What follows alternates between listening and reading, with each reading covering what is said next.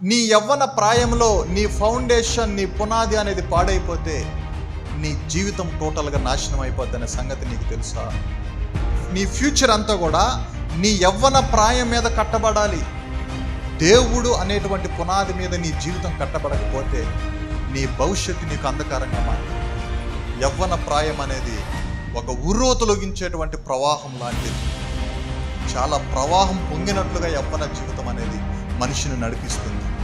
ఈ యవ్వన ప్రాయంలోనే యవ్వనస్తులు తమ జీవితాలను ఎక్కువ శాతం పాపానికి అప్పగిస్తారు, చెడుకు అప్పగిస్తారు, చెడిపోవడానికే ఎక్కువ సమయం ఇస్తారు, చెడ్డ విషయాలకే జీవితాన్ని ఇస్తూ ఉంటారు.